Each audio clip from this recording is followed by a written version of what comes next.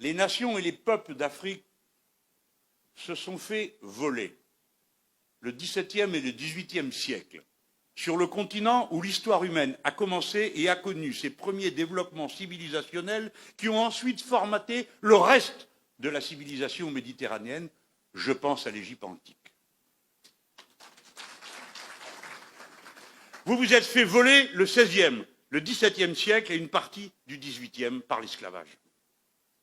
Puis le XXe par la colonisation. Je ne donne pas de leçons, je fais juste la remarque.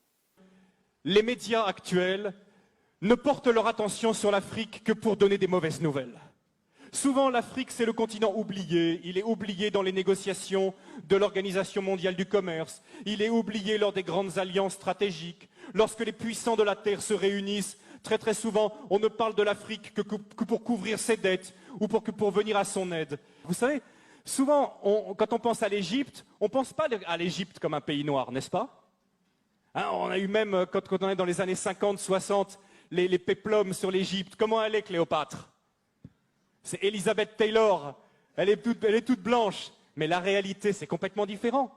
Toutes les recherches historiques ont montré qu'à l'époque de Moïse, ont montré qu'à l'époque biblique, l'Afrique était un pays noir. Et d'ailleurs, il suffit de regarder les hiéroglyphes aujourd'hui pour voir toutes ces femmes égyptiennes avec les cheveux tressés qui ressemblent à s'y méprendre aux Peuls du Sénégal. Des recherches ont montré que les Peuls du Sénégal, pour ceux qui les connaissent, sont parmi les descendants les plus directs des Égyptiens. Les travaux, entre autres, du professeur Cheranta Diop et d'autres ont montré que l'Égypte était un pays noir, que l'Éthiopie était un pays noir et que la Libye était un pays noir.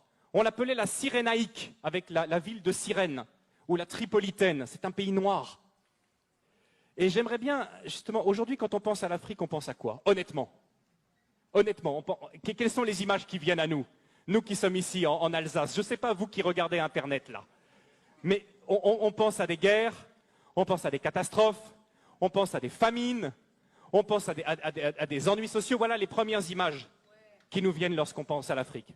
Est-ce que vous savez que pendant plus de 1000 ans, c'est l'Égypte qui a nourri tout le bassin méditerranéen par son blé? L'Égypte possède un cadeau de Dieu extraordinaire qui s'appelle le Nil, qui est probablement le fleuve le plus extraordinaire du monde, un fleuve qui vient du lac Victoria au Kenya, qui coule dans un delta. Ce sont qui donnent la possibilité de faire du jardinage de façon extraordinaire. Le Nil, c'est un cadeau de Dieu. Le Nil, c'est ce qui permet à l'Égypte d'avoir toujours été riche. Et quelque chose de très intéressant aussi, ce sont les Égyptiens qui ont inventé le jardinage. Les pastèques que nous mangeons en été, ce sont les Égyptiens qui l'ont cultivé les premiers. À l'époque, l'Égypte était la première puissance économique du monde. Aujourd'hui, l'Afrique est la dernière puissance économique en tant que continent. Mais il n'en a pas toujours été de même. Ce qui se passe aussi, c'est que l'Afrique était la première puissance militaire à l'époque. À l'époque, l'Afrique était une puissance militaire qui faisait trembler. À l'époque aussi, l'Afrique dominait le monde également par ses connaissances scientifiques. C'était de l'Afrique que venait toute la connaissance. Les Égyptiens ont été les premiers astronomes, ont été les premiers à jeter les bases de nos sciences modernes. Venait également de l'Afrique. C'était aussi une époque où l'Afrique accueillait les réfugiés. Aujourd'hui, on pense que l'Afrique, c'est le pays qui envoie plutôt des réfugiés. Mais à l'époque, l'Afrique accueillait les réfugiés. La grande différence entre l'Afrique et nous, c'est que l'Afrique et les Africains sont concentrés et se focalisent sur les personnes, alors que nous nous focalisons sur les choses. Et le retour, souvent, quand je reviens du Sénégal et que je reviens en Europe, et ma femme a le même sentiment que moi, c'est le matérialisme qu'on retrouve ici, l'attachement passionné aux objets, aux choses. C'est quelque chose qui finit par nous blesser. Et je sais que c'est quelque chose pour tous les visiteurs africains et pour tous ceux qui sont ici qui les blessent. Parce qu'en Afrique, la première chose, la plus importante, c'est les personnes. Vous ne pouvez pas savoir à quel point je bénis Dieu que mes enfants soient élevés en Afrique. Je bénis Dieu. Vous savez, lors de notre premier retour, après 3 ans passés en Afrique, notre premier retour, on avait une petite fille, notre deuxième, Loïs. Je crois qu'elle avait 2 ans. Et quand elle venait ici en Alsace, elle passait son temps comme ça, à lever les mains. Quand elle voyait les gens, elle levait les deux bras comme ça. Parce qu'elle savait qu'en Afrique, elle avait expérimenté que quand un enfant tend ses bras, qu'est-ce qui se passe? N'importe qui soit de la famille ou pas, va prendre l'enfant dans les bras, dire une parole gentille, le consoler. Et elle était là en Europe, elle tendait ses bras comme ça, mais